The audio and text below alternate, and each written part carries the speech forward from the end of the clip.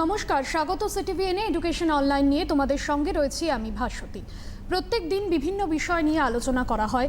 দীর্ঘ বেশ কয়েক মাস ছাত্রছাত্রী যারা রয়েছে তারা স্কুলমুখী হচ্ছে না, কারণ করোনার দ্বিতীয় ঢেউয়েই কার্যত জেরবার গোটা দেশ, এবং সেপ্টেম্বরেই করোনার তৃতীয় ঢেউ আসতে চলেছে এমনটাই মনে করছেন বিশেষজ্ঞরা। কিন্তু আমাদের জীবনের যে গতিবিধি, আমাদের জীবনটাকে এগিয়ে নিয়ে যেতে হবে, এবং তার একটা মাধ্যম যে পড়াশোনাটাকেও কিন্তু আমাদের এগিয়ে নিয়ে যেতে হবে, থেমে থাকলে চলবে না। এবং অবশ্যই তোমাদের এই ক্লাসের পাশাপাশি সিটিভিএনের বিশেষ উদ্যোগ, ঠিক প্রত্যেক দিন সকাল 9:40 মানেই এডুকেশন অনলাইনের যে অনুষ্ঠান, বিভিন্ন বিষয় নিয়ে তোমাদের সঙ্গে আলোচনা করেন শিক্ষক শিক্ষিকা বা ম্যাডাম যারা থাকেন প্রত্যেক দিন স্টুডিওতে। এবং আজ যে বিষয় নিয়ে আলোচনা করা হবে বাংলা, এর আগেও বাংলার বেশ কয়েকটি পর্ব আলোচনা করা হয়েছে, এবং আজ দশম শ্রেণীর বাংলা নিয়ে আলোচনা করা হবে। অবশ্যই দশম শ্রেণী মানে একটা ভীষণ ইম্পর্টেন্ট, কারণ এরপর যারা মাধ্যমিক দেবে আগামী বছর তাদের কাছে এই সময়টা ভীষণ গুরুত্বপূর্ণ। সুতরাং হাতে অনেক সময় রয়েছে, সেক্ষেত্রে নিয়ম করে রুটিন মাফিক পড়াশোনাটা করতে হবে। এবং আজ যে কবিতা নিয়ে আলোচনা করা হবে, আফ্রিকা কবিতা, রবীন্দ্রনাথ ঠাকুরের ভীষণ একটা জনপ্রিয় কবিতা আফ্রিকা, এবং সঞ্চয়িতা কাব্যগ্রন্থে আছে, তোমরা সকলেই জানো। এবং আজ যিনি রয়েছেন স্টুডিওতে স্যার বংশীধারী মাঝি। প্রথমেই স্যার আপনাকে স্টুডিওতে অনেক অনেক স্বাগত। আজ যে বিষয় নিয়ে আরও একবার বলে দেবো, আলোচনা করা হবে বাংলা, দশম শ্রেণীর বাংলা। এবং অবশ্যই তোমাদের কোনো অসুবিধে হলে স্ক্রিনে যাওয়া নম্বরে ফোন করে স্যারের সাথে সরাসরি কথা বলতে পারো। স্যার দারুণ ম্যাডাম, আপনি শুরুটা যেমন করলেন, যেটা তৃতীয় ঢেউয়ের অর্থাৎ করোনার তৃতীয় ঢেউয়ের যে আতঙ্ক এখন আমাদের একটা আলাদা রকম শিহরণ জাগাচ্ছে যে কি নয় কি হতে পারে। এর আগে আমরা প্রথম ঢেউ দেখেছি, দ্বিতীয় ঢেউ দেখেছি, যখন ছাত্রছাত্রীরা বা অভিভাবকরা সকলেই একটা চিন্তাধারা নিচ্ছে বা মানসিকভাবে প্রস্তুতি নিচ্ছে। সরকার হয়তো এবার স্কুল খোলার একটা অনুমতি দিতে পারেন, বা আবার সেই আগেকার দিনের মতো ছাত্রছাত্রীরা স্কুলমুখী হবে, আনন্দের মধ্য দিয়ে ক্লাসরুমের মধ্যে পড়াশোনা হবে, এমন একটা আশার আলো দেখছে। এমনই সময় এক অশনি সংকেতের মতো একটা বার্তা ছুটে আসছে, করোনার তৃতীয় ঢেউ। তো যাই হোক, এর প্রথম ঢেউ দ্বিতীয় ঢেউ এই আতঙ্ক কাটিয়ে আমাদেরকে একটা মানসিক প্রস্তুতি নিয়েই থাকতে হবে। তৃতীয় ঢেউ আসুক বা চতুর্থ ঢেউ আসুক, যাই আসুক না কেন আমাদেরকে মোকাবেলা করতে হবে। বিশেষ করে ছাত্রছাত্রীদের ক্ষেত্রে আমি বলবো, ছাত্রছাত্রীদের উদ্দেশ্যে বার্তা দেবো, যতই ঢেউ আসুক না কেন তোমাদের প্রস্তুতিটা ক্রমাগত চালিয়ে যাবে। কারণ আমাদের সামনে চলে এসেছে, বিশেষ করে আমি বলবো, উল্লেখ করব সিটিভিএন চ্যানেলে এই অনলাইন এডুকেশান সিস্টেম, যেটা আমাদের কাছে খুবই সহায়ক ভূমিকা নিচ্ছে। পাশাপাশি তোমাদের পড়াশোনাটা তোমরা রীতিমতো বাড়িতে বসে চালিয়ে যেতে পারবে। অতএব সেই তৃতীয় ঢেউ নিয়ে অজানা আশঙ্কায় আশঙ্কিত হয়ে কোনো লাভ নেই। মূল লক্ষ্য আগামী 2022-এর মাধ্যমিক প্রস্তুতি। ওই প্রস্তুতিকে সামনে রেখে তোমরা ইতিমধ্যে জানতে পেরে গেছো যে সংবাদ মাধ্যমের মাধ্যমে জানা গেছে যে সিলেবাসের কিছু অংশ কমানো হয়েছে। সেই কিছু অংশ বাদ দিয়ে যেটুকু আছে সিলেবাসের মধ্যে সেগুলো দেখে নিয়ে নিজেদের পড়ার প্রস্তুতি চালিয়ে যাবে। এটা তোমাদের উদ্দেশ্যে আমার বার্তা। এর পাশাপাশি আরেকটা কথা বলবো, খুবই গুরুত্বপূর্ণ একটা কবিতা, আফ্রিকা, রবীন্দ্রনাথ ঠাকুরের লেখা। তো রবীন্দ্রনাথ ঠাকুর সম্পর্কে প্রথমেই আমাদের ঘুরে ফিরে বারে বারে জানতে হয়, জানার আগ্রহ থাকে, এবং তার যে বিপুল সাহিত্য সম্ভার, বিপুল সাহিত্য সৃষ্টি, সে সৃষ্টি শেষ করা যায় না। অতএব আমরা রবীন্দ্রনাথের কাছ থেকে যত পাই, যত জানতে চাই, যেন আরও অনেক কিছু বাকি থেকে যায়। যাই হোক, দশম শ্রেণীর পাঠ্যসূচিতে আফ্রিকা কবিতাটি যে আছে, সেই কবিতাটি নিয়ে আমি আজকে আলোচনায় আসব। তো সেটা আলোচনা করতে গেলে ছাত্রছাত্রীদের উদ্দেশ্যে বলি, তোমরা সবসময়ই কিন্তু যে কোনো কবিতা পড়ো না কেন, কবির পরিচয়, ব্যক্তি পরিচয়, শিক্ষাজীবন, কর্মজীবন এবং সাহিত্য সৃষ্টি, এগুলো সম্পর্কে সবসময় সচেতন থাকবে। কারণ একজন যার লেখা কবিতা পড়ব, তার সম্পর্কে জানবো না, তার প্রতিভা সম্পর্কে চিনবো না, তার সাহিত্য সৃষ্টিকে উপলব্ধি করতে পারবো না, তাহলে আমাদের সেই কবিতা পড়ার পরিপূর্ণতা আসে না। তাই শুরুতেই আমি রবীন্দ্রনাথ ঠাকুর সম্পর্কে কিছু জানাতে চাই। তোমরা যতই পড়ো না কেন ঘুরে ফিরে এটা মনে রাখবে, রবীন্দ্রনাথ ঠাকুরের জন্মসালটা 1861 খ্রিস্টাব্দ। বাংলা 25শে বৈশাখে রবীন্দ্রনাথের জন্ম। 25শে বৈশাখটা আমাদের সকলের চেনা দিন, স্মরণীয় দিন, আমরা পালন করি। তো যাই হোক, তার জন্মসালটা মনে রাখবে 1861 খ্রিস্টাব্দ, ইংরেজি 7ই মে। পিতা ছিলেন মহর্ষি দেবেন্দ্রনাথ ঠাকুর এবং মাতা সারদা দেবী। এছাড়াও আরও বিস্তৃত বংশ পরিচয় জানার আগ্রহ থাকলে অবশ্যই জানবে এই প্রতিভাবান ব্যক্তি সম্পর্কে জানার জন্য। প্রাথমিক শিক্ষা শুরু করেছিলেন তিনি ওরিয়েন্টাল সেমিনারিতে, কিন্তু আজকের যা তোমাদের অবস্থা, রবীন্দ্রনাথ ঠাকুর হয়তো এই অবস্থায় পড়েননি, কিন্তু তার শিক্ষা যেমন জীবনটা ওই স্কুলের ঘেরা গণ্ডির মধ্যে আবদ্ধ ছিল না, সেটা তার কাছে ভালো লাগার জায়গা ছিল না। তাই তার জন্য ব্যবস্থা হয়েছিল গৃহশিক্ষকের মাধ্যমে প্রতিভাবান বিশিষ্ট ব্যক্তিদের দ্বারা তার শিক্ষা দীক্ষার পরিচর্যা শুরু হয়েছিল। তো সেক্ষেত্রে আমি বলবো তোমাদের যে আজকের অবস্থা সেই রবীন্দ্রনাথের সঙ্গে তুলনা করলে সেও যেরকম গৃহশিক্ষকের মাধ্যমে হোক বা ঘরে বসে পড়াশোনা করে হোক তার জ্ঞানের পরিধিটাকে অনেকটাই বিস্তৃত করতে পেরেছিলেন, মানে সীমাহীন জায়গায় নিয়ে যেতে পেরেছিলেন। অতএব তোমাদের কাছে এইটুকু দুর্ভাবনার কোনো কারণ নেই যে স্কুলে না পৌঁছেও আমাদের শিক্ষাটা আটকে থাকবে বা শিক্ষা লাভ করতে পারবো না, সেরকম দুর্ভাবনার কোনো কারণ নেই। তোমাদের আগ্রহকে জাগিয়ে রাখো, তোমরা পড়াশোনা করো। সেদিন যদি ছোট্ট রবীন্দ্রনাথ সে যদি বাড়িতে বসে পড়াশোনা করে পরিপূর্ণ জ্ঞান লাভ করতে পারে, মূল লক্ষ্য যেখানে জ্ঞান অর্জন করা, আর সেক্ষেত্রে তোমাদেরও সে সুযোগ আছে, পরিপূর্ণ জ্ঞান অর্জন করার সুযোগ থাকছে। আর প্রথাগত ডিগ্রি অর্জন সে শুধু সময়ের অপেক্ষা, সে হয়ে যাবে এখন ব্যবস্থাপনায়। তো যাই হোক, ছোট্ট রবীন্দ্রনাথ শৈশব থেকেই তার কবিতা রচনা চর্চা শুরু করেছিলেন, খুব শৈশব জীবন থেকে। সেক্ষেত্রে তিনি মাত্র খুব অল্প বয়সে তার লেখাটা শুরু করেছিলেন।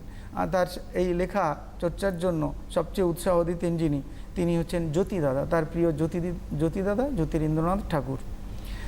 তার প্রথম যে কবিতাটা ছোটোবেলায় যে প্রকাশ হয়েছিল সেটা হয়েছে অমৃতবাজার পত্রিকায় কবিতার নাম ছিল হিন্দুমেলার উপহার। তো সেটা পরবর্তীকালে কাব্যে ঠাঁই পেয়েছে। তো যাই হোক, রবীন্দ্রনাথের শৈশব শিক্ষার পাশাপাশি তিনিও বিলেত গিয়েছিলেন। 18 বছর বয়সে ইংল্যান্ডে পাঠিয়েছিলেন তার বাবা, কিন্তু 1889 খ্রিস্টাব্দে 79 খ্রিস্টাব্দে তিনি আবার দেশে ফিরে এসেছিলেন। ঠিক আছে, এক প্রকার বিলেতি শিক্ষায় সম্পূর্ণ না করেও ফিরে এসেছিলেন বাবার নির্দেশে। তো এরপরে তিনি বাবার নির্দেশে সংসার জীবন এবং শিলাইদহে যাত্রা করেছেন জমিদারি দেখাশোনার জন্য। সেখানে সাহিত্য চর্চার একটা অভূতপূর্ব সুযোগ পেয়ে গিয়েছিলেন। সাজাদপুর, শিলাইদহ, সেখানে জমিদারি দেখাশোনার পাশাপাশি একটা সুন্দর নিরিবিলি পরিবেশ পেয়েছিলেন, যে পরিবেশ তাকে উদ্বুদ্ধ করেছিল সাহিত্য চর্চায় মগ্ন থাকতে। তাহলে কবির ক্ষেত্রে সুন্দর একটা উপযুক্ত পরিবেশ তিনি খুঁজে পেয়ে গিয়েছিলেন। আর 1883 খ্রিস্টাব্দে মৃণালিনী দেবীর সঙ্গে বিবাহ সম্পর্কে আবদ্ধ হন। এইভাবে তারপরে 1884তেই তিনি জমিদারি পরিচর্যায় চলে গিয়েছিলেন এবং সমান্তালে কর্মজীবনের সাথে সাথে কাব্যচর্চাও চালিয়েছেন। অতএব রবীন্দ্রনাথের কাব্যচর্চার কোথাও খামতি পড়েনি শৈশব থেকে আমৃত্যু পর্যন্ত। তো এই সাহিত্যচর্চার মধ্য দিয়ে তিনি যে উল্লেখযোগ্য কাব্যসৃষ্টিগুলো করেছেন, বিশেষ করে কাব্যসৃষ্টি বলবো না, বাংলা সাহিত্যের এমন কোনো ক্ষেত্র নেই তিনি তা বিচরণ করেননি। এতটাই তিনি তার কাব্য সৃষ্টি বা সাহিত্য সৃষ্টি। এক কথায় আমি নিজের অভিজ্ঞতা থেকে বলতে পারি, যেহেতু এই বিষয়ের শিক্ষক হিসাবেও তিনি সারা জীবনে যা লিখেছেন, আমি হয়তো সারা জীবন ধরে সেইটা পড়েও আমি হয়তো শেষ করতে পারবো না। তো এক্ষেত্রে রবীন্দ্রনাথকে উপলব্ধি করা, তার বিষয় সম্পর্কে জানা, মানে অগাধ সমুদ্রে ডুব দিয়ে একটা নুড়ি কাঁকর খুঁজে নেওয়ার মতো আমরা সেইটুকু করতে পারি। অর্থাৎ তার এই বিশাল প্রতিভা, বিশাল সাহিত্য সৃষ্টি সাহিত্যের বিভিন্ন ক্ষেত্রে বিচরণ করেছেন। কাব্য, নাটক, গল্প, উপন্যাস, প্রবন্ধ এবং চিত্রশিল্পের ক্ষেত্রে তো আছেই, এবং অভিনয় জগতে তিনি অসাধারণ সৃষ্টি করেছেন। এবং তার সেই অনবদ্য সৃষ্টি রবীন্দ্রসঙ্গীত, সেটা বিশ্বের একটা চর্চার বিষয়, গবেষণার বিষয়। রবীন্দ্রসঙ্গীত এমন মধুর সঙ্গীত, যতটুকু শোনা যায় সাজাদপুর এবং শিলাইদহে থাকাকালীন তিনি সম্ভবত লালন ফকিরের সংস্পর্শে এসেছিলেন। সেখান থেকে বাউল সঙ্গীতের সুরধারাকে অর্জন করেছেন এবং তার সাহিত্য লেখনী দিয়ে তিনি অভিনব সুর সৃষ্টি করেছেন, যা আমরা প্রতিনিয়ত মনের শান্তি জোড়াবার সুযোগ পাই, তা হলো রবীন্দ্রসঙ্গীত। তো রবীন্দ্রনাথকে আলোচনা করেই শেষ করা যায় না, তার সম্পর্কে, তার প্রতিভা সম্পর্কে। সেই জন্য পাঠকদেরকে বলবো, বারে বারে যদি সাহিত্য সম্পর্কে জানতে হয়, শুধু সাহিত্য নয়, জ্ঞান অর্জন করতে হয়, তাহলে রবীন্দ্রনাথকে ভালো করে জানো। এবং রবীন্দ্রনাথকে যদি ভালো করে জানতে পারো, তাহলে তোমার শুধু ডিগ্রি অর্জন নয়, প্রভূত জ্ঞানের অধিকারী হয়ে যেতে পারবে। এই সুযোগে একটা কথা বলি, সাহিত্য এমন একটা জিনিস জগতের সমস্ত কিছুকে ছুঁয়ে যায়। অতএব সাহিত্য এমন ক্ষেত্র নেই যা কিছু বিজ্ঞান, ইতিহাস, দর্শন চর্চা, সমস্ত কিছু, জীবন চর্চা, সব কিছুকে ছুঁয়ে যায়। তার মধ্যে ইতিহাসের সম্পর্ক খুবই ঘনিষ্ঠভাবে যুক্ত। তো সেক্ষেত্রে সাহিত্য এমন একটা ক্ষেত্র, সে কোনো ক্ষেত্রকে স্পর্শ করে যায় না এমন জায়গা নেই। তো সেই জায়গা থেকে রবীন্দ্রনাথও এমন একজন ব্যক্তিত্ব, যিনি সাহিত্যের এমন কোনো ক্ষেত্র স্পর্শ করে যাননি, তা হয়তো আমরা খুঁজে পাবো না। অতএব সব ক্ষেত্রে তার অবাধ বিচরণ ছিল, অবাধ সৃষ্টি ছিল, মৌলিক সৃষ্টি ছিল। অর্থাৎ বাংলা সাহিত্যকে পরিপূর্ণরূপে সমৃদ্ধ করতে পেরেছেন, করে গেছেন। এবং তাকে অনুসরণ করে সৃষ্টি হয়েছে যেমন রবীন্দ্র অনুগামী কবি সৃষ্টির লেখকের দল, আবার রবীন্দ্র বিরোধীও কবিদের আবির্ভাব ঘটেছে। কিন্তু এই রবীন্দ্র অনুগামী হোক বা বিরোধী হোক, তারাও কিন্তু রবীন্দ্রনাথের অবদানে সমৃদ্ধ, রবীন্দ্রনাথের অবদানে হাওয়ায় বাতাসে পরিপুষ্ট হয়ে তারাও কাব্যজগৎটাকে প্রভূত সমৃদ্ধ করতে পেরেছিলেন। অতএব আমি এক কথাই বলবো, রবীন্দ্রনাথ সম্পর্কে আলোচনা করে শেষ করা যায় না। যেহেতু আমি বিষয় আলোচনা তার লেখা আফ্রিকা কবিতা সম্পর্কে আজকে আলোচনা করব, তো সেক্ষেত্রে রবীন্দ্রনাথের কাব্যগ্রন্থ, উল্লেখযোগ্য কাব্যগ্রন্থগুলোর কথাগুলো মাথায় রাখবো। কবি কাহিনী, প্রভাত সঙ্গীত, সন্ধ্যা সঙ্গীত, মানসী, চিত্রা, কল্পনা, খনিকা, নৈবেদ্য, কোনটা বাদ দেওয়া যায়? সবটাই একের পর একের চেয়ে অন্যটা আরও উৎকৃষ্ট মানের, বিচার করে শেষ করা যায় না। উপন্যাসের ক্ষেত্রেও তিনি এমন কিছু উপন্যাস সৃষ্টি করেছেন, যতদিন বাংলা সাহিত্য টিকে থাকবে ততদিন পর্যন্ত তার সেই উপন্যাস প্রবন্ধগুলো সমানভাবে জ্ঞান অর্জনের আদর্শ ক্ষেত্র হয়ে উঠবে। এখানে চোখের বালি, গোরা, চতুরঙ্গ, যোগাযোগ, এসব উল্লেখযোগ্য এক একটা উপন্যাস সৃষ্টি। তার সবচেয়ে উল্লেখযোগ্য অবদান যেটা আমরা পাই বাংলা সাহিত্যের ক্ষেত্রে দেখেছি, যেটা হচ্ছে ছোট গল্প সৃষ্টি। তিনি অসাধারণ একটা কবিতা রচনা করেছিলেন, বর্ষা যাপন কবিতা। মেবি সোনাত্তরী কাব্যগ্রন্থের অন্তর্গত কবিতাটা হচ্ছে বর্ষা যাপন। সেই কবিতার মধ্য দিয়ে তিনি ছোট গল্পের ডেফিনেশন দিয়ে গিয়েছিলেন। সেখানে লিখেছিলেন, ছোট প্রাণ, ছোট ব্যথা, ছোট ছোট দুঃখ কথা, নিতান্তই সহজ সরল, সহস্র বিস্মৃতি রাশি, প্রত্যহ যেতেছে ভাসি, তারই দু চারিটি অশ্রুজল। মানে কবিতার মধ্য দিয়ে এত সুন্দরভাবে ছোট গল্পের ডেফিনেশনটাকে তুলে ধরেছেন। আমাদের দৈনন্দিন জীবনে চলার পথে ছোট্ট ছোট্ট ঘটনাকে অবলম্বন করে যেটা ছোট গল্পগুলো রচিত হতে পারে, তিনি সেই পথও দেখিয়েছিলেন। এবং শেষের লাইনে তিনি শেষের দিকে বলেছিলেন, এই ছোট গল্পের বৈশিষ্ট্য অনুযায়ী শেষ হয়ে হইল না শেষ। অর্থাৎ ছোট গল্প তোমরা যদি মনোযোগ সহকারে, তোমার পাঠ্যসূচিতেও আছে, রবীন্দ্রনাথের ছোট গল্প পড়বে বা অন্যান্য কারোর ছোট গল্প যারা লিখেছেন, তার বৈশিষ্ট্যের মধ্যে ছোট গল্প পড়ে শেষ করার পরেও মনে হয় কোথাও যেন কি একটা বাকি থেকে গেল, এবং সেটা যেন পাঠককে বুঝে নিতে হয় সেই ছোট গল্পের মধ্য দিয়ে। তাছাড়া প্রবন্ধ, উল্লেখযোগ্য চরিত্র পূজা, সাহিত্যের পথে তিনি সাহিত্যের দিক নির্দেশ করেছেন। এইগুলোর মধ্য দিয়ে স্বদেশ সমাজ সম্পর্কে তিনি যথেষ্ট সচেতন ছিলেন। সমাজের বাস্তব পরিস্থিতি সম্পর্কে, দেশ সম্পর্কে, আন্তর্জাতিকতা সম্পর্কে, জাতীয়তাবাদ সম্পর্কে যথেষ্ট তার সচেতনতা ছিল। সে সমস্ত কিছু তার লেখার মধ্যে ফুটে উঠেছে।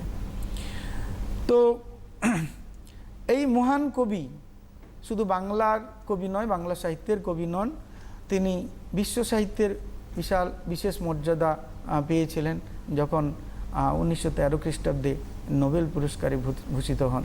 এই 13 কথাটি যেন তার জীবনের একটা উল্লেখযোগ্য দিক নির্দেশ। সেটাই 13ই নভেম্বর 1913 খ্রিস্টাব্দ নোবেল পুরস্কার পেয়েছিলেন। তো এই মহান কবির সাহিত্য সৃষ্টি সম্পর্কে বেশি কিছু বা বলে শেষ করা যায় না, এবং অতিরিক্ত আলোচনার ধৃষ্টতা প্রয়োজন নেই। তবে পড়তে হবে জানার জন্য এবং শেখার জন্য। রবীন্দ্রনাথ, স্যার একটা ফোন রয়েছে, আমরা কথা বলে নেব। টেলিফোনে কে আছো, কোথা থেকে বলছো? আমি ননগর থেকে হিরণময় পাল বলছি। স্যারকে প্রথমে আমি স্বাগত এবং নমস্কার জানাবো। তোমার প্রশ্নটা বলো। আমার প্রশ্ন হচ্ছে, নগ্ন করলো আপন নির্লজ্জ অমানুষতা, এই উক্তিটির কারণটা একটু জানতে চাই। অবশ্যই। আচ্ছা, স্যার কবিতা পড়ানো শুরু করবেন, তো তুমি দেখতে থাকো। আপাতত ফোন করার জন্য অনেক ধন্যবাদ। একদম। তোমাদের সকলের কাছে আফ্রিকা কবিতাটি একটা আকর্ষণের জায়গা। কারো কারো কাছে, আমি ছাত্রছাত্রীদের কাছ থেকে শুনেছি, খুব কঠিন লাগে তাদের কাছে। কিন্তু কবিতাটি কঠিন নয়, একটু যদি বোঝো বা বিষয়টা প্রতিটা লাইনে প্রতিটা শব্দে যদি অনুভব করো, তাহলে দেখবে এটা যেন কাব্যের জগতে বা কবিতার জগতে একটা উল্লেখযোগ্য এবং শ্রেষ্ঠ কবিতা আমার মতে। এই কবিতার মধ্য দিয়ে যেন কবি শুধু স্বদেশের কবি নয়, তিনি একজন আন্তর্জাতিক কবি হিসেবে একটা ফোন রয়েছে, আরো একজন বন্ধু রয়েছেন টেলিফোনে। কে বলছো, কোথা থেকে বলছো? হ্যালো, হ্যাঁ, কে বলছো, কোথা থেকে বলছো? আমি আব্দুল কালাম। আচ্ছা, তোমার প্রশ্নটা বলো। আমার প্রশ্ন হচ্ছে, সমুদ্র পাড়ে সেই মুহূর্তে তাদের পাশে পাড়ায় পাড়ায় বাজছিল পুজোর ঘন্টা। সমুদ্র পাড় বলতে কি বোঝানো হয়েছে? সেই মুহূর্তে কি ঘটেছিল? আচ্ছা, স্যার পড়াবেন, তুমি দেখতে থাকো, অবশ্যই তোমার উত্তর পেয়ে যাবে। আপাতত ফোন করার জন্য অনেক ধন্যবাদ। খুব ভালো লাগছে, তোমরা মনোযোগ সহকারে শোনো। তবে আমি তোমাদেরকে ঘুরে ফিরে বারে বারে বলবো, কবিতাটার সম্পর্কে জানতে গেলে আগে কবিতাটাকে মন দিয়ে পড়ো, ভালো করে পড়ো। শুধু তোমাদের উদ্দেশ্যে আমি দরকার হলে কবিতাটি পড়ার ধরন বা বিষয়বস্তুটাকে বোঝার জন্য ভালো করে পড়ো। আমি তোমাদের উদ্দেশ্যে আমি একবার কবিতাটি পড়ব, তারপরে আমি লাইন ধরে আলোচনা করব, ঠিক আছে? আফ্রিকা, রবীন্দ্রনাথ ঠাকুর। উদ্ভ্রান্ত সেই আদিম যুগে স্রষ্টা যখন নিজের প্রতি অসন্তোষে নতুন সৃষ্টিকে বারবার করছিল বিধ্বস্ত, তার সেই অধৈর্যের ঘন ঘন মাথা নাড়ার দিনে রুদ্র সমুদ্রের বাহু প্রাচী ধরিত্রীর বুকে থেকে ছিনিয়ে নিয়ে গেল তোমাকে আফ্রিকা, বাঁধলে তোমাকে বনস্পতির নিবিড় পাহারায় কৃপণ আলোর অন্তঃপুরে। সেখানে নিভৃত অবকাশে তুমি সংগ্রহ করেছিলে দুর্গমের রহস্য, চিনেছিলে জলস্থল আকাশের দুর্বোধ সংকেত, প্রকৃতির দৃষ্টি অতীত জাদু মন্ত্র জাগাচ্ছিল তোমার চেতনাতীত মনে। বিদ্রুপ করেছিল ভীষণকে বিরূপের ছদ্মবেশে, শঙ্কাকে করেছিল হার মানাতে, আপনাকে উগ্র করে বিভীষিকার প্রচণ্ড মহিমায় তাণ্ডবের দুন্দুভি নিনাদে। হায় ছায়াবৃতা, কালো ঘুমটার নিচে অপরিচিত ছিল তোমার মানব রূপ, উপেক্ষার আবিল দৃষ্টিতে এলো ওরা লোহার হাতকড়ি নিয়ে, নখ যাদের তীক্ষ্ণ তোমার নেকড়ের চেয়ে। এলো মানুষ ধরার দল, গর্বে যারা অন্ধ তোমার সূর্যহারা অরণ্যের চেয়ে। স্যার আরো একজন টেলিফোনে রয়েছেন, কে বলছো, কোথা থেকে বলছো, প্রশ্নটা বলো। হ্যালো, আমি আঞ্জুমা হাসান বলছি। আচ্ছা, তোমার প্রশ্নটা বলো। এলো ওরা লোহার হাতকড়ি নিয়ে, ওরা কারা, ওদের স্বরূপ ব্যাখ্যা করো। আচ্ছা, লাইনটার সম্পর্কে জানতে চাও, ঠিক আছে, তুমি দেখতে থাকো, অবশ্যই তোমার উত্তর পেয়ে যাবে। ফোন করার জন্য অনেক ধন্যবাদ। স্যার। সভ্যের বর্বর লোভ নগ্ন করল আপন নির্লজ্জ অমানুষতা, তোমার ভাষাহীন ক্রন্দনে বাষ্পাকুল অরণ্য পথে পঙ্কিল হলো ধুলি তোমার রক্তে ও অশ্রুতে মিশে। দস্যু পায়ের কাঁটা মারা জুতোর তলায় বিভৎস কাদার পিণ্ড চিরচিহ্ন দিয়ে গেল তোমার অপমানিত ইতিহাসে।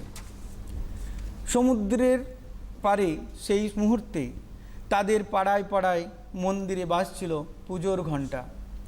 সকালে সন্ধ্যায় দয়াময় দেবতার নামে শিশুরা খেলছিল মায়ের কোলে, কবির সঙ্গীতে বেজে উঠেছিল সুন্দরের আরাধনা।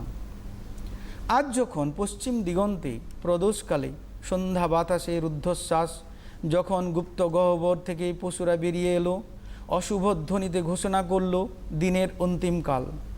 এসো যুগান্তের কবি, আসন্ন সন্ধ্যার শেষ রশ্মিপাতে দাঁড়াও ওই মানহারা মানবীর দ্বারে, বলো ক্ষমা করো হিংস্র প্রলাপের মধ্যে, সেই হোক তোমার সভ্যতার শেষ পুণ্যবাণী। আমি তোমাদের উদ্দেশ্যে এই কারণে আমি পড়লাম, তোমরা সবাই বইতে আছে রিডিং পড়বে ভালো করে, তবে বাংলা সাহিত্য বা যে কোনো সাহিত্যে রিডিংটা ভালো করে পড়ো, যাতে প্রতিটা লাইনকে তুমি বুঝতে পারো, চিনতে পারো। এবার আমি আলোচনার প্রসঙ্গে তোমাদের লাইনগুলোও বলবো, এবং যারা যদি কারোর প্রশ্ন থাকে সেগুলো আমি একে একে উত্তর দেব। তবে এই কবিতাটা পড়তে গেলে বা আলোচনা করতে গেলে তোমার প্রত্যেকটা লাইনকে খেয়াল রাখতে হবে, যেটা খুব দরকার, খুব ঘনিষ্ঠভাবে, যেহেতু আমরা ক্লাসটা অনলাইনে পড়াচ্ছি এবং খুব ধরে ধরে আলোচনা করি প্রত্যেকটা ক্লাস, প্রত্যেকটা সাবজেক্টে। সেই কারণে আমি যাতে তোমরা এই কবিতাটা শুনে দূরদর্শনের সিডিবি চ্যানেলের মধ্য দিয়ে তোমরা এটার মধ্য দিয়ে কিছু জ্ঞান অর্জন করতে পারো, সেই চেষ্টা করো। উদ্ভ্রান্ত সেই আদিম যুগে, এখানে একটা অতীত ইতিহাসের তথ্য তুলে ধরা হয়েছে। এই উদ্ভ্রান্ত আদিম যুগটা কখন? সেই সময়টা হচ্ছে স্রষ্টা যখন নিজের প্রতি অসন্তোষ, প্রত্যেকটা লাইনকে বুঝবে, স্রষ্টা নিজের প্রতি অসন্তোষ। এবার প্রশ্ন উঠে, তোমাদের প্রশ্ন হওয়া উচিত, স্রষ্টা কি? স্রষ্টা হচ্ছেন সর্বশক্তিমান ঈশ্বর, যিনি এই জগৎ সৃষ্টি করেছেন। এই জগৎ সৃষ্টি যে করেছেন প্রতি মুহূর্তে প্রতিনিয়ত পরিবর্তন হয়ে চলেছে। কবি সেইটাকে ব্যাখ্যা করেছেন, স্রষ্টা নিজের প্রতি অসন্তোষ কখন? নিজেই নিজের সৃষ্টিতে খুশি না থেকে আবার তাকে পরিবর্তন করছেন। অর্থাৎ এই পৃথিবী সৃষ্টির প্রথম লগ্ন থেকে ভাঙা গড়ার লীলা খেলা প্রতিনিয়ত চলছে। এই ভাঙা গড়ার পর্বে তোমরা হয়তো এখন ভূগোলের প্রসঙ্গ এনে ফেলতে পারি। তোমরা জানো যে ভূগোলে পড়েছ, অতীতে বহু প্রাচীনকালেই যখন পৃথিবী সৃষ্টির আদি লগ্নে, সেখানে এই একটা ভূখণ্ড ছিল পৃথিবী, যাকে তোমরা পড়েছ প্যানাজিয়া বা পেনজিয়া। সেই প্যানজিয়া বা প্যানেজিয়ার কালে একটাই ভূখণ্ড ছিল। এই পৃথিবী প্রতিনিয়ত পরিবর্তনের মধ্যে আলোড়নের মধ্য দিয়ে এই একটাই ভূখণ্ড বিচ্ছিন্ন হয়ে যায়, ধীরে ধীরে 7টা মহাদেশে পরিণত হয়ে যায় এবং আলাদা আলাদা ছোট ছোট দ্বীপ দ্বীপ ভূখণ্ডে তৈরি হয়। এই পরিবর্তন প্রতিনিয়ত চলছে, তোমরা ভূগোল থেকে পাবে।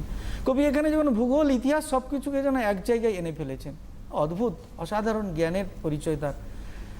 নতুন সৃষ্টিকে বারবার করছিল বিধ্বস্ত, যেটা আমি বলে ফেললাম। নতুন পৃথিবী সৃষ্টির সময় বারবার ওলট পালট হচ্ছিল, পরিবর্তন হচ্ছিল। আর সেই অধৈর্যের ঘন ঘন মাথা নাড়ার দিনে রুদ্র সমুদ্রের বাহু, এই সমুদ্র যখন রুদ্র রূপ ধারণ করে, সে যেন এক একটা ভূখণ্ডকে একে অপরে যেন বিচ্ছিন্ন করে নিয়ে পৃথক পৃথক করে দিয়েছে। প্রাচী ধরিত্রীর বুক থেকে ছিনিয়ে নিয়ে গেল তোমাকে আফ্রিকা। প্রাচী ধরিত্রী, প্রাচী মানে কি? তোমরা অনেকে হয়তো এটা প্রশ্ন করবে, প্রাচী মানে কি? প্রাচীর না, প্রাচী মানে প্রাচ্য। প্রাচ্য মানে পূর্বের দিকের দেশগুলো, আর পাশ্চাত্য মানে পশ্চিমের দেশগুলো। ঠিক আছে? এই প্রাচ্যের পূর্বের দিকের দেশগুলো থেকে আফ্রিকাটাকে সম্পূর্ণরূপে আলাদা করে নিয়ে গিয়ে যেন একটা স্বতন্ত্র ভূখণ্ডে পরিণত করেছে। তোমরা মানচিত্রটাও দেখে নেবে, এখনও সেই আফ্রিকা যেন অন্যান্য মহাদেশ থেকে সম্পূর্ণ একটা বিচ্ছিন্ন এবং স্বতন্ত্র মহাদেশ।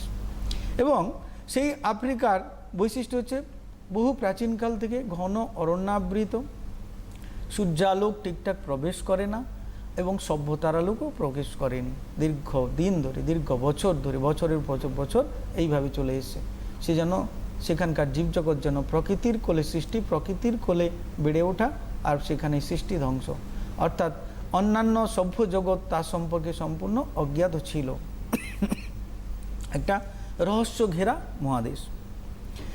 সেইটা এইভাবে ছিনিয়ে নিয়ে গেল তোমাকে। এখানে একটা খেয়াল করবে তোমরা, এখানে আফ্রিকাকে পার্সনিফাই করা হচ্ছে। এইভাবে কবিতা লেখা একটা অন্য ধরনের মাত্রা দিয়েছে। পার্সনিফাই বলতে এখানে জীবন্ত সত্তা আরোপ করা হয়েছে। ঠিক আছে?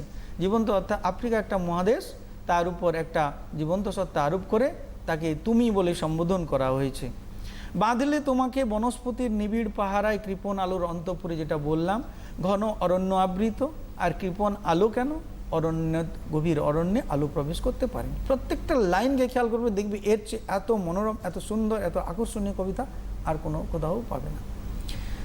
সেখানে নিভৃত অবকাশে তুমি সংগ্রহ করছিলে দুর্গমের রহস্য, মানে সভ্য জগৎ সেখানে দুর্গমের জায়গা থেকে সেখানে যেন কোনো কিছু সভ্যতার আলো প্রবেশ করেনি, তাই সেই দুর্গম রহস্য কিন্তু একটা থেকে গিয়েছিল, যেটা আফ্রিকা নিজের জায়গা থেকে নিজে উপলব্ধি করেছিল, তার স্বতন্ত্রতা বজায় রেখেছিল সেই দুর্গমের মধ্য দিয়ে।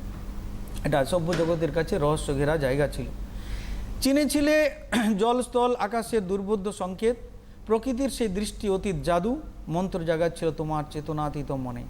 অর্থাৎ এই আফ্রিকা নিজেই যেন নিজেকে উপলব্ধি করেছিল বিশ্বজগৎ থেকে, সভ্য জগৎ থেকে নিজেকে আড়াল করে রেখে।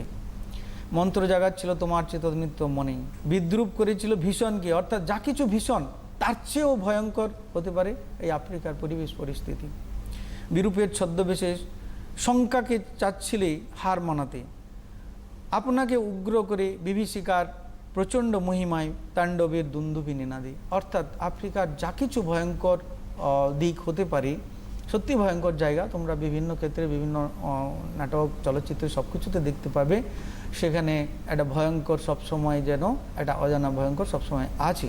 সেখানে প্রাণের সংখ্যা আছে, কীটপতঙ্গের সংখ্যা আছে, বিষধর সাপের সংখ্যা আছে, এবং মানুষগুলো তেমনি সভ্যতার আলোক পায়নি বলে আদিমের মধ্য দিয়ে আদিম জীবনযাত্রাটাকে বজায় রেখে চলেছিল দীর্ঘদিন ধরে। হাই ছায়াবৃতা, অর্থাৎ আফ্রিকাকে জীবন্ত সত্তা আরোপ করার মধ্য দিয়ে এত সুন্দর একটা কবিতার ছন্দ, মাধুর্য এবং নাটকীয়তা এনেছেন। এখন আফ্রিকাকে ছায়াবৃতা বলে সম্বোধন, একটা যেন এক নারী রূপে তাকে বলেছেন, যেন কালো ঘোমটার নিচে নিজেকে আড়াল করে রেখেছে।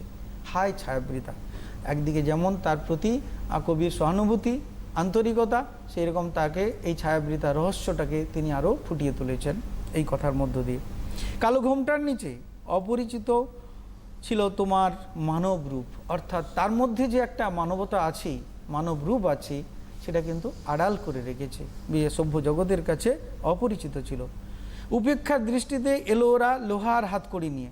এর উপেক্ষার দৃষ্টিতে কারা উপেক্ষা করে খেয়াল করবে, কোন দিক থেকে কোন দিকে ভাবনা। উপেক্ষা কারা করে? সভ্য জগৎ করছে। সভ্য বলতে আমরা তৎকালীন সভ্য জগৎ বলে ইউরোপীয় সভ্যতা, তারা উপেক্ষা করে চলেছে। প্রথম দিকে ভেবেছিল এই ঘন অরণ্যের মধ্যে কিছু নেই, তাদের সভ্য জগতের দৃষ্টি সেদিকে পড়তো না, তার ফলে সেই সকলের দৃষ্টির অগোচরে নিজেদেরকে স্বতন্ত্রতা বজায় রাখতে পেরেছিল এই আফ্রিকা। কিন্তু পরবর্তীকালে যখন প্রসঙ্গ এসে যায় শিল্প বিপ্লবের পরবর্তীকাল থেকে ইউরোপীয় সভ্য মানুষদের, ইউরোপীয় সভ্য জাতিদের, বিশেষ করে ইউরোপের দেশগুলি প্রায় প্রত্যেকটা দেশ ঔপনিবেশিকতার খেলায় মেতেছিল। নতুন নতুন পাশ্চাত্যের যেগুলো দেশ নতুন দেশ আবিষ্কার করছিল, সেখান থেকে প্রচুর সম্পদের ভাণ্ডার লুট করে নিয়ে যাচ্ছিল, এবং বিশেষ করে আফ্রিকায় কালো মানুষদেরকে তারা দাসের মতো কেনাবেচা করতে মেতেছিল। তখন তাদের মধ্যে ফুটে উঠেছিল কবির ভাষায়, নখ যাদের তীক্ষ্ণ তোমার নেকড়ের চেয়ে, নেকড়ে বাঘের চেয়ে, নেকড়ে কত হিংস্র জন্তু, সেই নেকড়ের চেয়েও যেন তাদের হিংস্র রূপ ফুটে উঠেছিল। এলো মানুষ ধরার দল, যে কথা বললাম, যেটা দাস কেনাবেচার, কালো মানুষদেরকে নিয়ে কেনাবেচার শুরু করেছিল, তাদেরকে নিজেদের দেশে নিয়ে শিল্প বিপ্লবের কাজে বিভিন্ন কাজে নিয়োগ করত এবং অর্থ উপার্জন করত।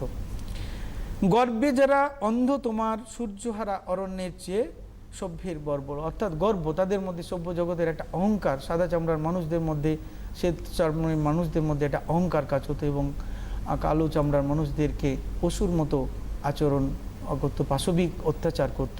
সে বিভৎস নারকীয় চিত্র ইতিহাস করলে ইতিহাসে উজ্জ্বলভাবে ফুটে ওঠে। এটাকে কবি বলেছেন সভ্যের বর্বর লোভ।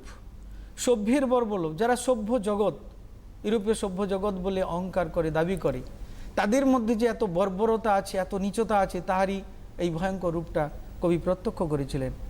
নগ্ন করল আপন নির্লজ্জতাকে, নির্লজ্জ অমানুষতাকে, অর্থাৎ যেটা কেউ হয়তো প্রশ্ন করেছিলেন, নির্লজ্জ অমানুষতা, অর্থাৎ এই সভ্য জাতিগুলোর মধ্যে যে একটা নির্লজ্জতা, অমানবিকতা আছে, সেটাকে তারা এইখানে ফুটিয়ে তুলেছিল আফ্রিকাকে ঘিরে।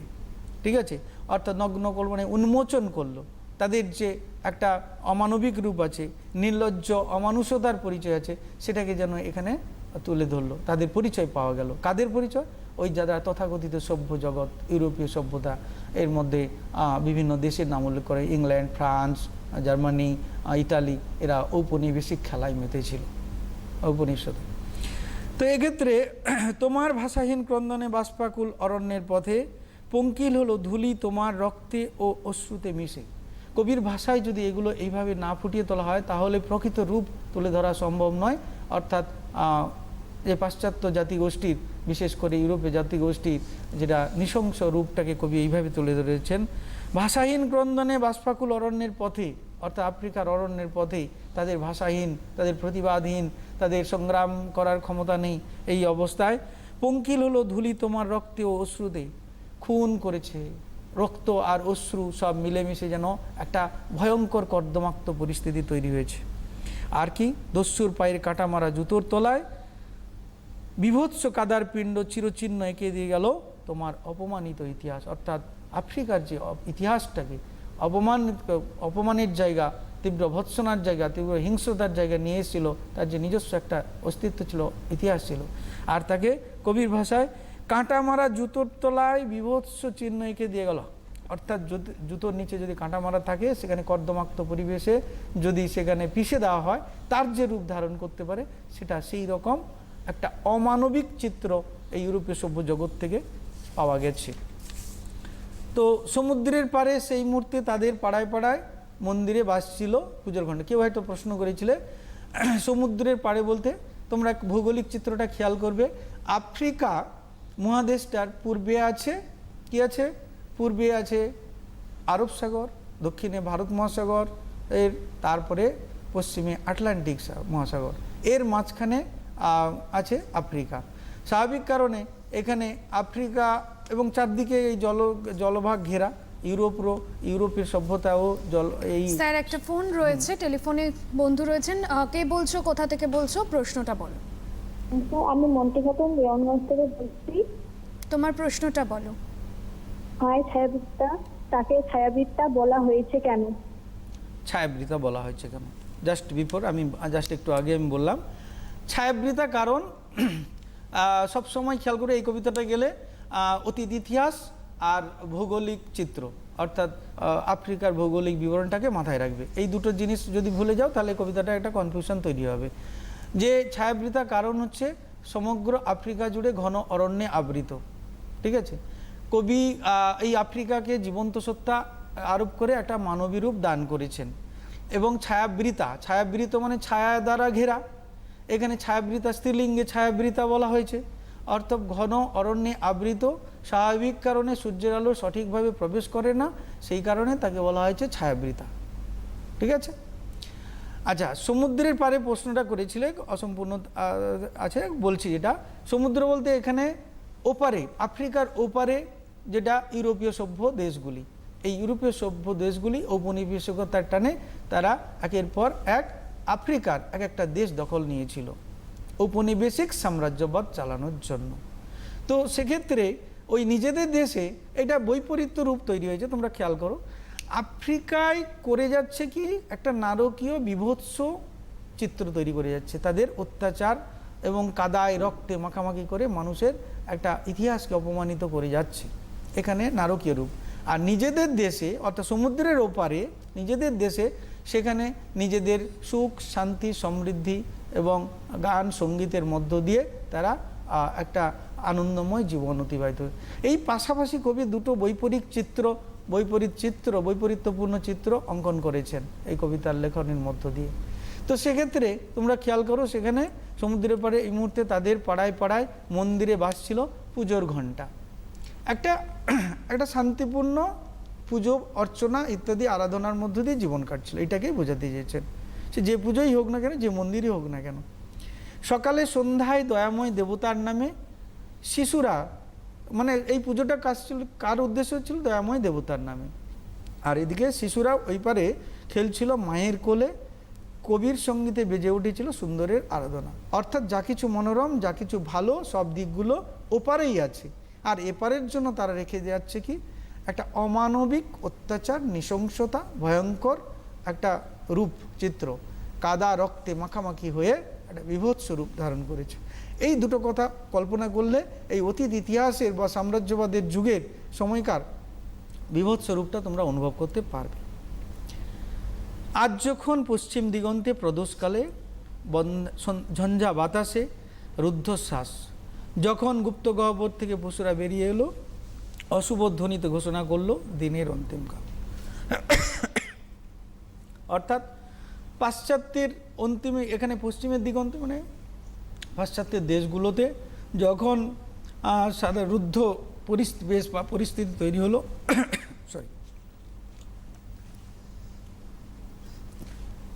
যে বিষয়টা স্যার পড়াচ্ছেন, অবশ্যই তোমাদের এই সম্পর্কিত কোনো প্রশ্ন থাকলে তোমরা করতে পারো। এবং কবিতার ক্ষেত্রে অনেকের সমস্যা থাকে, যেমন লাইন তুলে প্রশ্ন আসে এবং নামকরণ নিয়েও সমস্যা থাকে। স্যার নামকরণ নিয়েও আলোচনা করেছেন এবং প্রত্যেকটা লাইন ধরে স্যার বলছেন।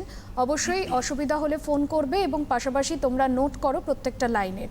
স্যার হ্যাঁ, তো বর্তমানে আজ যখন পশ্চিম দিকে প্রদোষকাল, ঝঞ্ঝাকালে, প্রদোষকাল মানে সায়াহ্নকালে যখন যুদ্ধের সমাপ্তি ঘোষিত হয়, এমন সময় আসন্ন সন্ধ্যার সময়কালে যখন অন্তিমকাল আসে, তখন কবিদের উদ্দেশ্য করে কিছু বার্তা দিয়েছেন।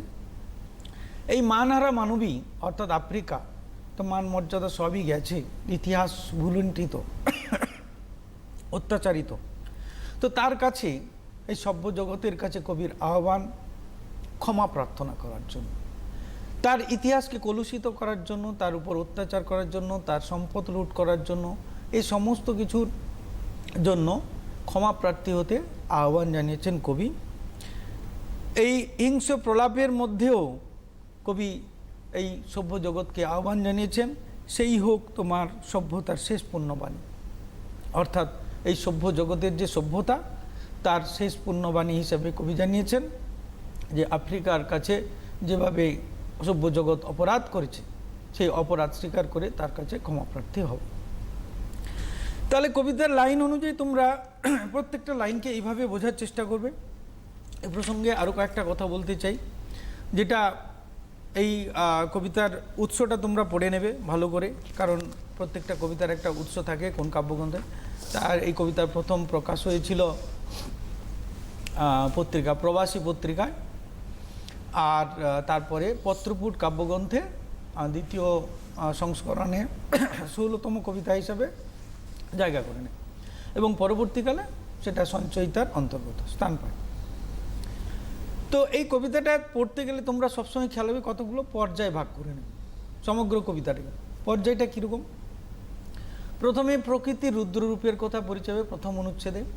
সেখানে আফ্রিকাকে বিচ্ছিন্ন করেছে, রহস্য ঘেরা একটা আফ্রিকা গড়ে উঠেছে, তার একটা সুদীর্ঘ প্রাচীন সভ্যতার বিকাশের ইতিহাস আছে, দিয়ে আফ্রিকা একটা স্বতন্ত্র রূপ লাভ করেছে, প্রথম অনুচ্ছেদে পাবে। জিস্ট কবিতাটা কিন্তু তোমাদের কাছে সহজ লাগে না, আমরা জানি, পড়াই, জানি, নিয়মিত পড়াই। সেক্ষেত্রে সেটা সহজ করে বুঝে নেওয়ার জন্য, কঠিন না ভেবে সহজভাবে বুঝে নেওয়ার জন্য এই কাজটা করবে। প্রথম অনুচ্ছেদে এটাই পেলে। দ্বিতীয় অনুচ্ছেদে এসে কীভাবে আফ্রিকাকে সভ্য জগৎ, ইউরোপীয় সভ্য জগৎ উপেক্ষার দৃষ্টিতে দেখেছে, তার মধ্যে বজায় ছিল, এই উপেক্ষার দৃষ্টিতে দেখেছিল বলেই আফ্রিকার প্রাচীন জীবনধারাটা বজায় ছিল, প্রাচীন সংস্কৃতি বজায় ছিল, তাদের মধ্যে আদিমতা বজায় ছিল, কালো মানুষদের তাদের নিজস্ব সংস্কৃতিকে অটুট রাখতে পেরেছিল। তো এটাতে লাভ কোথায়? তোমরা দেখবে যে সমস্ত দেশগুলোতে ইউরোপীয় উপনিবেশিকতা প্রসার ঘটেছে, তারা বিভিন্ন দিক থেকে, সাংস্কৃতিক দিক থেকে, শিক্ষার দিক থেকে, ধর্মীয় দিক থেকে একটা ইউরোপীয় সভ্যতার প্রসার ঘটিয়ে তাদের এই নিজস্ব সভ্যতার প্রাচীনত্বটাকে নষ্ট করেছে। সেটা ভালোর পক্ষে যাক বা খারাপের পক্ষে যাক। আজকে আমরা প্রায় সুদীর্ঘ 200 বছর ধরে ইংরেজ শাসনের অধীনে ছিলাম। এই ইংরেজ শাসনের অধীনে থাকার ফলে আমাদেরকে অনেক কিছু দিয়ে গেছে, আবার অনেক কিছু কেড়ে নিয়ে গেছে। আমরা আমাদের দেশের কথা যদি বলি, ভারতবর্ষের কথা, দিয়ে গেছে পাশ্চাত্য কিছু সংস্কৃতি দিয়ে গেছে, কিছু শিক্ষার দিক দিয়ে গেছে, বিভিন্ন ভাষাভাষীর দিক এসেছে, ধর্মীয় দিক থেকে প্রসার ঘটেছে, খ্রিস্টান ধর্ম অনেক কিছু পরিবর্তন এনেছে। এখান থেকে আমরা কিছু পেয়েছি, আবার কিছু হারিয়েছি। আমাদের এই ভারতবর্ষের প্রাচীন একটা আদি অনন্তকাল ধরে একটা ধর্মীয় সংস্কৃতি এবং এখানকার ভারতবর্ষের নিজস্ব সংস্কৃতি, আদিমতা, সেগুলোকে হারিয়ে অনেক কিছু পরিবর্তন হয়েছে। আমি সেটা ভালোর পক্ষে বা খারাপের পক্ষে বলছি না, কিন্তু পরিবর্তন হয়েছে। কিন্তু আফ্রিকার যে নিজস্ব সংস্কৃতি বা সভ্যতাটাকে অটুট রাখতে পেরেছিল, এই কারণে এই ইউরোপীয় সভ্য দেশগুলির উদাসীনতা, উপেক্ষা আফ্রিকাকে তার অস্তিত্ব টিকিয়ে রাখতে সাহায্য করেছিল। তার পরবর্তীকালে যখন উপলব্ধি করলো এখানে সম্পদ সমৃদ্ধ জায়গা, এখানে ইউরোপীয় শিল্প বিপ্লবের সময়কালে প্রচুর পরিমাণে শ্রমিক প্রয়োজন হয়েছিল, দাস কেনা বেচার কাজে লিপ্ত হয়েছিল, তখন এইটাকে জায়গাটাকে, আফ্রিকা নামক জায়গাটাকে একটা কৃতদাস কেনা বেচার ক্ষেত্র হিসেবে বেছে নিয়েছিল। তার পরবর্তীকালে কবিতায় পাই সম্পদ সংগ্রহের ক্ষেত্রে আফ্রিকাকে বেছে নিয়েছিল। ইউরোপীয় সভ্য দেশগুলি নিজেদের দেশকে উন্নত সভ্য করেছিল, এখান থেকে সম্পদ সংগ্রহ করে নিয়ে ঔপনিবেশিকতা এবং ইউরোপীয় দেশগুলির একটা চারণ ক্ষেত্র হয়ে উঠেছিল আফ্রিকা। এই কবিতার পরবর্তী অংশে পাই বর্বর অমানবিক রূপ, অর্থাৎ সেটা করতে গিয়ে সেই উপনিবেশিকতার খেলায় মারতে গিয়ে তাদের বীভৎস একটা রূপ, একটা নোংরা রূপ, একটা নগ্ন রূপ ফুটে ওঠে, লুণ্ঠন করে, শোষণ করে, দেশটাকে সর্বশান্ত করে দেয়, অত্যাচার করে। এর ফলে কি এই সভ্য দেশের যে সভ্যতা, অর্থাৎ ইউরোপীয় সভ্য দেশ বলে আমরা জানি, তারা আগে সভ্যতা লাভ করেছে, শিক্ষা লাভ করেছে, এই সভ্য দেশের সভ্যতা নয়, একটা বর্বরতার নগ্ন রূপ আফ্রিকাকে ঘিরে তাদের যে আচরণে ফুটে উঠেছে। এটা একটা কবিতা কবি সুন্দরভাবে ব্যাখ্যা দিয়েছে। ঠিক আছে, মানে সভ্য দেশের সভ্য সমাজের একটা বর্বরতার নগ্ন চিত্র আফ্রিকায় ফুটে উঠেছে। আর কি আছে, তাদের এই পাশবিক অত্যাচার এবং পশুত্বের অবসান, সব কিছুর শেষ আছে। শুরু যেমন আছে এবং ভয়ঙ্কর রূপ যেমন আছে, আবার সব কিছুর শেষ আছে। এই পশুত্বের অবসানে যুগান্তের কবিদের আহ্বান জানিয়েছেন। কিভাবে আহ্বান জানিয়েছেন? যে এই অপমানিত, অত্যাচারিত এই আফ্রিকার কাছে যেন ক্ষমা প্রার্থনা করে।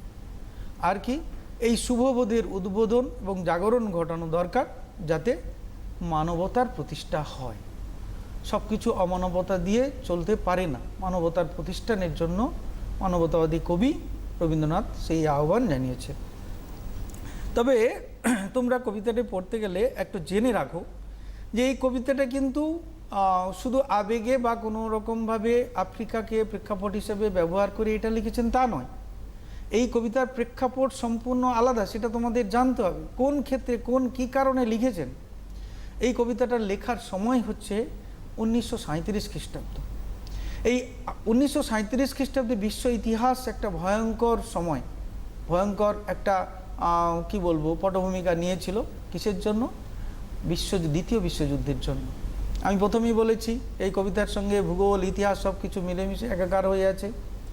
1937, যদিও আমরা জানি 1939 খ্রিস্টাব্দে দ্বিতীয় বিশ্বযুদ্ধ শুরু হয়েছিল, কিন্তু যে কোনো যুদ্ধ হঠাৎ করে হয় না, বিশেষ করে এই বিশ্বব্যাপী যুদ্ধ। সেই বিশ্বব্যাপী যে যুদ্ধটা, দ্বিতীয় বিশ্বযুদ্ধ শুরু হয়েছিল, তার যেন ক্ষেত্র তৈরি হয়েছিল আগে থেকে। এই আগে থেকে এক একটা ঘটনা সেখানে একটা যুদ্ধের রূপ দিয়েছিল।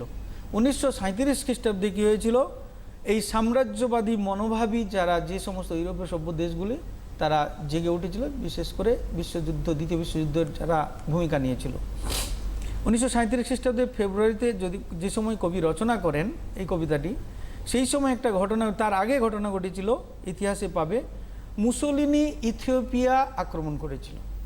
এই ব্যাপারটাকে রবীন্দ্রনাথ ভালো চোখে দেখেননি, ভালো চোখে নেননি, ভালোভাবে নেননি।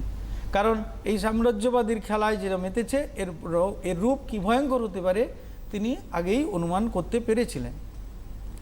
আফ্রিকার ভালো মানুষের উপর ঔপনিবেশিকদের একটা অত্যাচারের কালো দিন নেমে এসেছিল। সেই জন্য সেই সময়কালে কবি এই আফ্রিকা ঘিরে এই ইউরোপীয় সভ্য দেশগুলির ঔপনিবেশিকতাবাদের বিরুদ্ধে একটা সোচ্চার প্রতিবাদ, এই সোচ্চার প্রতিবাদ এই আফ্রিকা কবিতার মধ্য দিয়ে ফুটে এসেছিল। এটাই যেন কবির একটা আবেগ, অনুভূতি মাখা, অর্থাৎ আফ্রিকা দেশের প্রতি, আফ্রিকা মহাদেশের প্রতি একটা অনুভূতি, একটা আবেগের বিষয় তিনি এইভাবে ফুটিয়ে তুলেছেন। এর পাশাপাশি বিপরীত পক্ষে কবির মধ্যে দিয়ে একটা জাতীয়তাবোধের চেতনা আছে, সাম্রাজ্যবাদের বিরোধী মনোভাব আছে, এবং সাম্রাজ্যবাদের যে ঔপনিবেশিক সাম্রাজ্যবাদের একটা ভয়ঙ্কর নগ্ন রূপ আছে তিনি অনুমান করেছিলেন, এবং সেটা প্রতিবাদের ভাষায় কবি এইভাবে তার কাব্য সৃষ্টি করেছেন। তো সেক্ষেত্রে আমরা পাই এই কবিতাটাকে অসাধারণ জায়গা থেকে আলোচনার বিস্তর জায়গা আছে।